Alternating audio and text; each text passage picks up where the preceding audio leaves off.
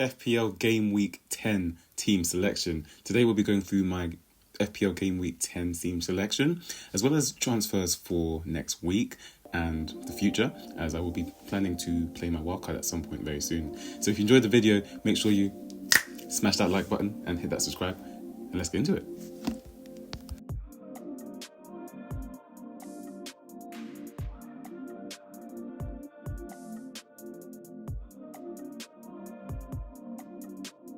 What's up? It's FPL Vert, where arrows go green, or we try to make them green, because it's now 3 red arrows in a row after 6 green arrows in a row to start the season.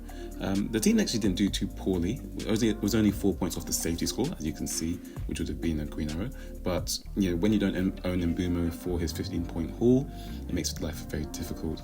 Chris Wood started the match day with his brace, got 13 points. Son, for the second week in a row, my new shiny premium, did not feature, with Saka last week, Son this week. So Smith Rowe came off the bench of 6, which is not the end of the world, but obviously you want your premium to be playing.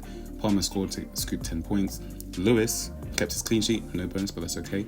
And Henderson kept an unexpected clean sheet at home to Tottenham. So I think going forward, 4.5 goalkeepers are definitely the way to go. So let's look into I'm actually going to be rolling this week, but I do have a planned transfer for next week, so I'll be assessing what I'll be doing in the next bit.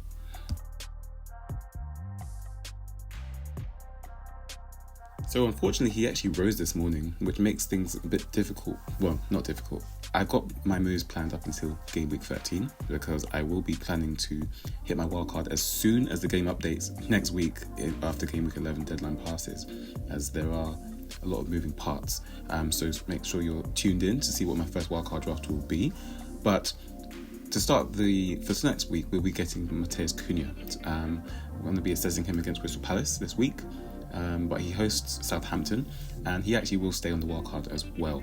And the person that would be making way would be Ollie Watkins. I actually wanted to own him long term, but I think given his price at 9.1 million, there's a lot more that can be done with the squad if we want to beef it up and fit in as many premiums as we'd want to as well.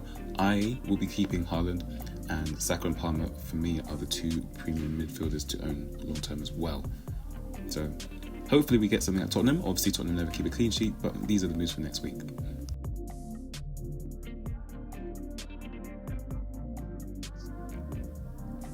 So into the team selection. Dean Henderson and Crystal Palace will be looking to build on their first league win of the season, following the 1-0 defeat of Tottenham Hotspur last week, as well as the midweek Carabao Cup victory over Aston Villa. While I will have a new goalkeeper for my wildcard, only 4 goalkeepers have more bonus than Henderson, and each of Palace's last 3 games have seen 2 goals or less. So let's hope for a tight game with plenty of saves. Gabriel Magalhaes is a doubt for the early kickoff at St James Park tomorrow, with Arteta saying this morning that there will be a training session, and if he can complete that, he'll be available. So he'll start in my team for me, as only City and Liverpool have conceded less away goals than Arsenal's 4. And Newcastle rank 2nd lowest in the league for home goals scored. Newcastle are also winless in 5 straight league games. If he's not fit, Pedro Porro will come off the bench for me, with Aston Villa ranking 15th for XG in the last 4 game weeks. And this sort of prompted a reason to actually sell Watkins for Cunha next week. Spurs do not keep clean sheets often, however, so we'll be hoping for attacking returns, because the clean sheets that they've gotten this year were against Everton during their early season rut, and against Ten Hag's United, a manager who has since departed. Anthony Robinson will be looking to add to his 2 assists, as his Fulham faces a Brentford side in what is technically a West London derby, and Brentford have conceded at least twice in 5 of their last 6 games. Fulham have conceded 4 big chances in their last 4 game weeks, which is a league-leading tally, restricting their opponents. And Robinson was actually on bonus last week against Everton until the last-minute equaliser. Pep Guardiola said midweek that they can't rest Rico Lewis, given injuries. So hopefully, being a young player, he recovers well and continues to start this game. And Bournemouth have also been low-scoring, with 2 or less goals in each of the last 3 league games. Son Heung-min is expected to be fit for the home game against Aston Villa, and he's averaged 9 points per match in home league matches this season, registering 5 goal involvements from 4 home games. Aston Villa are without a clean sheet in each of the last 3 meetings with Spurs. Emile Smith-Rowe has returned in 3 of his 4 home matches, and as mentioned, Brentford's side conceding plenty of goals. In fact, they've conceded 14 goals in the last 6 game weeks, with only Wolves conceding more in that period. Cole Palmer has scored 6 goals in the last 5 game weeks, and he tops the league for goal involvements with 7 goals and 5 assists, as well as his big chance involvement, with 9 big chances and 8 big chances created for his teammates. He travels to a Man United side that are keeping pace with bottom of the table Southampton for big chances conceded in home matches, and they've also conceded 3 goals in 2 of their last 3 home matches also. They also just conceded 2 goals at home to a largely rotated side in Leicester, a promoted team, and they also conceded 10 shots in the box, so they're still giving up plenty of chances. Morgan Rogers was left out of the Carabao Cup loss midweek against Crystal Palace, which further solidifies his starter status in Unai Emery's first team.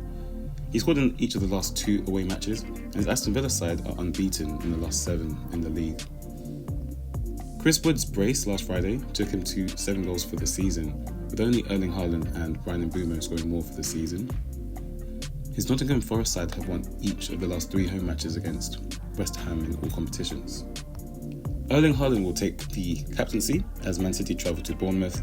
His 15 shots in the box in the last 4 game weeks is a league leading tally, and he just put up 2.33 XG against Southampton.